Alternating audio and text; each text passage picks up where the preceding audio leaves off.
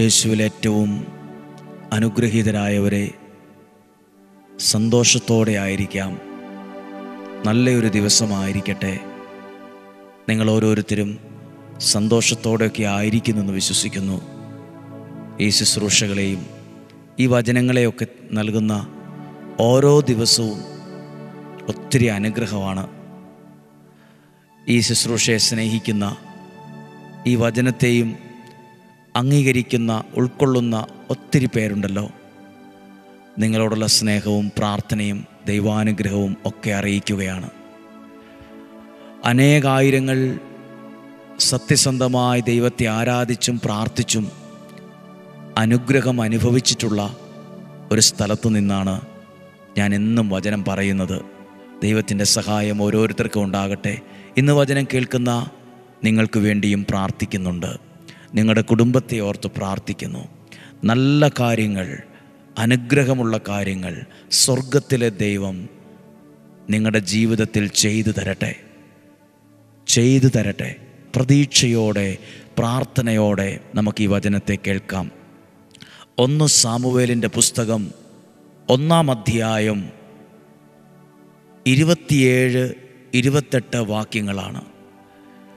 ഈ വചനം നിങ്ങൾ മാതാപിതാക്കൾ, സമർപ്പിതർ, ശുശ്രൂഷക്കാർ എല്ലാവരും കേൾക്കേണ്ട ഒരു വചനമാണ്. ഒരു തലമുറയെക്കുറിച്ചുള്ള ദൈവിക ആലോചനയാണ്. നമ്മൾ മാത്രം പ്രാർത്ഥിച്ചാൽ പോരാ, നമ്മുടെ മക്കളെ കൂടി, ഒരു തലമുറയെ കൂടി ദൈവത്തിലേക്ക് എത്തിക്കണം. അതിനുള്ള കടമയും ഉത്തരവാദിത്വവും നമുക്കുണ്ട്. ഇതാ ഒരു വചനം നിങ്ങളുടെ ശ്രദ്ധയിൽ കൊണ്ടുവരുന്നു. 1 സാമുവേൽ 1-ാം അധ്യായം 27-ാമത്തെ വാക്യം. ഹന്ന തനിക്ക് ലഭിച്ച പ്രാർത്ഥനയിലൂടെ ഒരു അനുഗ്രഹമായി ലഭിച്ച കുഞ്ഞിനെയും കൊണ്ട് ദേവാലയത്തിൽ വന്ന് പ്രാർത്ഥിച്ച പ്രാർത്ഥനയാണ്. പുരോഹിതനെ കണ്ടിട്ട് പറയുന്ന വാക്കുകളാണ് 27-ാമത്തെ വാക്യം. ഈ കുഞ്ഞിനു വേണ്ടിയാണ് ഞാൻ പ്രാർത്ഥിച്ചത്. എൻ്റെ പ്രാർത്ഥന കർത്താവ് കേട്ടു. വാക്കുകളുടെ ആ ഒരു ഘടന നിങ്ങൾ ശ്രദ്ധിച്ചോ? ഈ കുഞ്ഞിനു വേണ്ടിയാണ് ഞാൻ പ്രാർത്ഥിച്ചത്.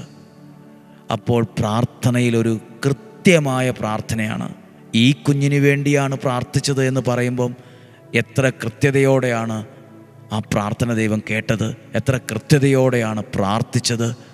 കൃത്യതയോടെ പ്രാർത്ഥിക്കുന്ന ഓരോ പ്രാർത്ഥനയ്ക്കും കൃത്യമായ മറുപടിയുണ്ട്. ഈ കുഞ്ഞിനു വേണ്ടിയാണ് ഞാൻ പ്രാർത്ഥിച്ചത്, എൻ്റെ പ്രാർത്ഥന കർത്താവ് കേട്ടു, ആകയാൽ ഞാൻ അവനെ കർത്താവിന് സമർപ്പിച്ചിരിക്കുന്നു.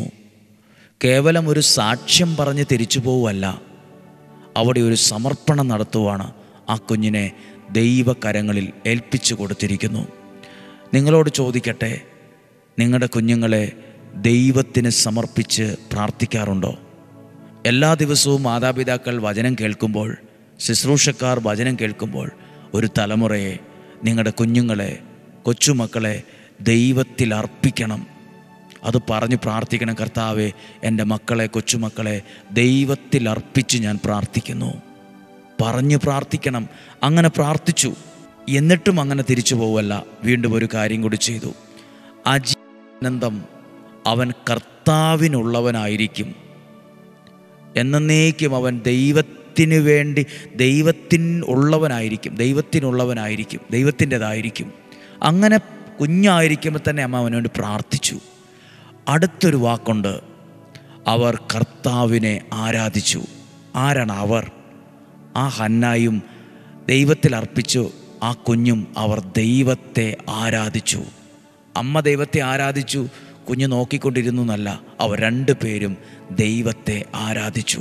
പ്രിയപ്പെട്ടവരെ, നിങ്ങളും ദൈവവചനം കേൾക്കുമ്പോൾ നിങ്ങളുടെ കുഞ്ഞുങ്ങളെ കൂടി അത് കേൾപ്പിക്കണം.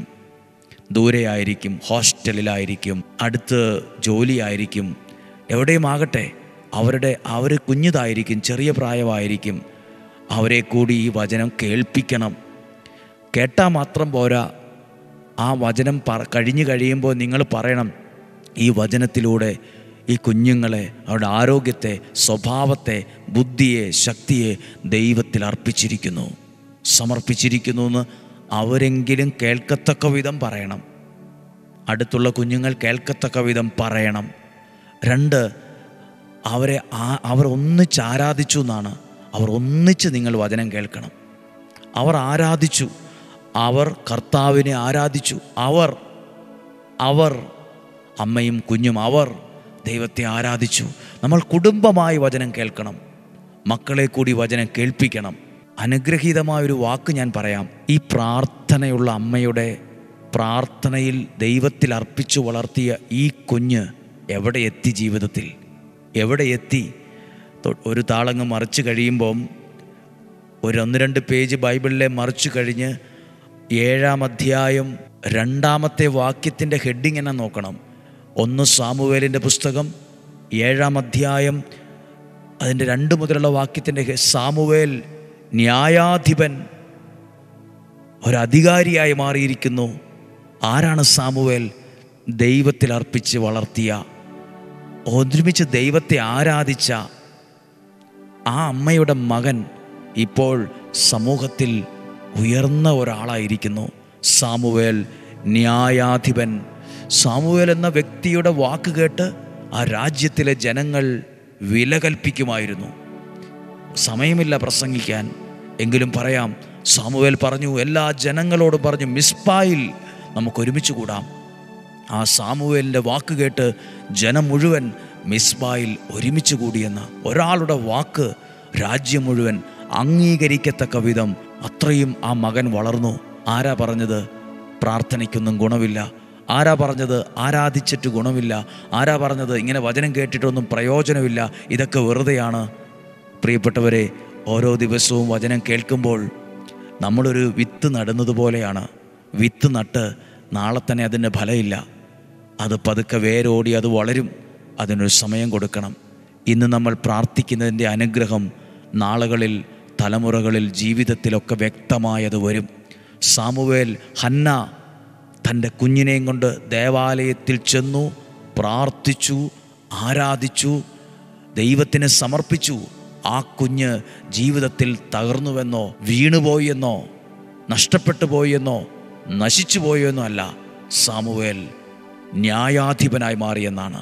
പ്രിയപ്പെട്ടവരെ, നമ്മൾ ആരുമാകട്ടെ ഒരു തലമുറയെ ദൈവത്തിൽ അർപ്പിക്കേണ്ടവരാണ്, ദൈവത്തിലേക്ക് എത്തിക്കേണ്ടവരാണ്, ദൈവത്തിനുള്ളവരാക്കി മാറ്റേണ്ടവരാണ്. നമുക്ക് ചില കാര്യങ്ങൾ ചെയ്യാനുണ്ട്. ഞാൻ പ്രാർത്ഥിച്ചു, എൻ്റെ കാര്യമൊക്കെ അത്രയും പോരാ. കുറേ പേരെ കൂടി ദൈവത്തിലേക്ക് എത്തിക്കേണ്ടവരാണ് നമ്മൾ. അതിനുവേണ്ടിയാണ് ദൈവം എന്നെയും നിങ്ങളെയും ഒരുക്കുന്നത്. ശ്രദ്ധിച്ചോ, ഹന്നായ്ക്ക് വേണമെങ്കിൽ ആ വീടിൻ്റെ അപ്പുറത്തെ മുറിയിരുന്ന് പ്രാർത്ഥിച്ചാൽ പോരായിരുന്നോ? എന്തിനിത്രയും ദൂരം പോകണം, വീണ്ടും അവിടെ പോകണം, ഇങ്ങനെയൊക്കെ പറയണം?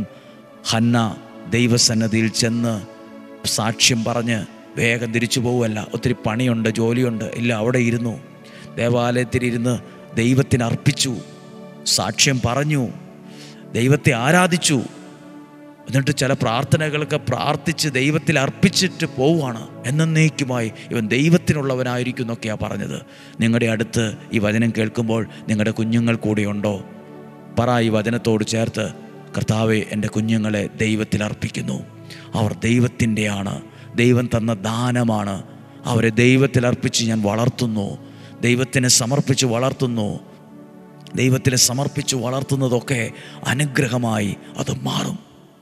അത് അനുഗ്രഹമായി നിങ്ങൾക്കത് മാറും. സ്വർഗത്തിലെ ദൈവം അതിനുള്ള സഹായം നൽകും.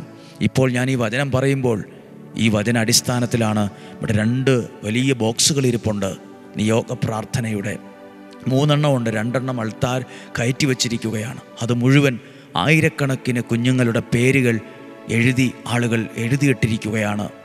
ഓരോ ദിവസവും പറയുമ്പം ഒരു ചെറിയ പ്രാർത്ഥന ഈ പേരുകൾക്ക്, ഈ കുഞ്ഞുങ്ങൾക്ക് ലഭിക്കും. ഒരു നിമിഷം പ്രാർത്ഥിച്ചേ. കർത്താവേ, അങ്ങയുടെ വചനം കേൾക്കുന്ന ഞാൻ മാത്രം കേൾക്കുന്നു, ഞാൻ മാത്രം എഴുതി വയ്ക്കുന്നു പോരാ. ആരെയൊക്കെയോ നിങ്ങളും കേൾപ്പിക്കണം. ആരുടെയൊക്കെയോ ജീവിതങ്ങളിൽ ഈ വചനം എത്തണം. ആരുടെയൊക്കെയോ ഒരു വലിയ തലമുറയെ ദൈവത്തിലേക്ക് എത്തിക്കണം. അനേകരെ രക്ഷപ്പെടുത്തുന്നതാ ദൈവത്തിൻ്റെ വചനം. ചുമ്മാ അങ്ങനെ കേട്ടുപോകുന്നൊരു കഥ പോലെയല്ല. ഇത് ജീവനുള്ളതാണ്, ഇത് ജീവൻ പകരുന്നതാണ്, ഇത് ജീവൻ ഉണ്ടാക്കുന്നതാണ്, ഇത് അനുഗ്രഹത്തിന് കാരണമാണ്. പ്രാർത്ഥിക്കട്ടെ. കർത്താവെ, ഡെയിലി ബ്ലെസ്സിങ്ങിലൂടെ ഈ വചനം കേട്ട വ്യക്തിയെ, കുടുംബത്തെ അനുഗ്രഹിച്ച് പ്രാർത്ഥിക്കുന്നു. നമ്മുടെ കർത്താവ് ഈശോ മിശിഹായുടെ കൃപയും പിതാവായ ദൈവത്തിൻ്റെ സ്നേഹവും പരിശുദ്ധാത്മാവിൻ്റെ സഹവാസവും നിങ്ങളോടുകൂടെ ഉണ്ടായിരിക്കട്ടെ. നിങ്ങളുടെ ഭവനത്തിലുണ്ടായിരിക്കട്ടെ. ദൈവത്തോടുള്ള സ്നേഹവും കരുതലും ഒക്കെ, ദൈവത്തോടുള്ള ആ ബന്ധം വർദ്ധിക്കട്ടെ, ദൈവത്തോടുള്ള സ്നേഹം വർദ്ധിക്കട്ടെ. അതിലൂടെ ദൈവത്തിൻ്റെ കരുതൽ അനുഭവിക്കാൻ കഴിയട്ടെ. രോഗങ്ങളിൽ നിന്നും, അപകടങ്ങളിൽ നിന്നും, ദുർമരണത്തിൽ നിന്നും, പകർച്ചവ്യാധികളിൽ നിന്നും, നഷ്ടങ്ങളിൽ നിന്നും, ചതികളിൽ നിന്നും, വഞ്ചനയിൽ നിന്നും ഞങ്ങളെ സൂക്ഷിക്കണമേ. തകർന്നു പോകാൻ ഇടയാകല്ല്, നഷ്ടപ്പെട്ടു പോകാൻ ഇടയാക്കല്ല്, എവിടെയും പതറിപ്പോകാൻ ഇടയാകല്ല്. ഞങ്ങളെ കാത്തുകൊള്ളണമേ, ഞങ്ങളെ സംരക്ഷിക്കണമേ. ദീർഘായുസ്സും ആരോഗ്യവും സമാധാനവും സന്തോഷവും തരണമേ. ശരീരത്തെ അകവും പുറവും സൂക്ഷിക്കണമേ. സാമ്പത്തികമായി അനുഗ്രഹിക്കപ്പെടണം, വിദ്യാഭ്യാസത്തിൽ അനുഗ്രഹം ഉണ്ടാകണം, കുടുംബജീവിതത്തിൽ അനുഗ്രഹം ഉണ്ടാകണം, ശുശ്രൂഷയിൽ അനുഗ്രഹിക്കപ്പെടണം, ശുശ്രൂഷകളിൽ അനുഗ്രഹിക്കപ്പെടണം, വചന ശുശ്രൂഷ അനുഗ്രഹമാകണം. ഈ ഡെയിലി ബ്ലെസ്സിങ്ങിലൂടെ വചനം കേൾക്കുന്നവർ അനുഗ്രഹിക്കപ്പെടട്ടെ, കുടുംബം അനുഗ്രഹിക്കപ്പെടട്ടെ, കുഞ്ഞുങ്ങൾ അനുഗ്രഹിക്കപ്പെടട്ടെ, യുവതീവാക്കൾ അനുഗ്രഹിക്കപ്പെടട്ടെ. നല്ല കാര്യങ്ങൾ നിങ്ങളുടെ ജീവിതത്തിൽ ഉണ്ടായി വരട്ടെ, തടസ്സങ്ങൾ മാറട്ടെ, പുതിയ നല്ല കാര്യങ്ങൾ സംഭവിക്കട്ടെ. ഇന്നും ജീവിക്കുന്ന യേശുവിൻ്റെ അധികാരമുള്ള നാമത്തിൽ പ്രിയപ്പെട്ട നിങ്ങളെ ദൈവനാമത്തിൽ, യേശുവിൻ്റെ നാമത്തിൽ അനുഗ്രഹിച്ച് പ്രാർത്ഥിക്കുന്നു, ഇപ്പോഴും എപ്പോഴും എന്നേക്കും. ആമേൻ. ദൈവം അനുഗ്രഹിക്കട്ടെ. ഈ വ്യാഴം വെള്ളി ദിവസങ്ങൾ അനുഗ്രഹത്തിൻ്റെ ദിവസങ്ങളാണ്. പ്രാർത്ഥിക്കുക. ഇവിടെയുള്ള ശുശ്രൂഷകൾക്ക് വേണ്ടി നിങ്ങൾ പ്രാർത്ഥിക്കുമല്ലോ.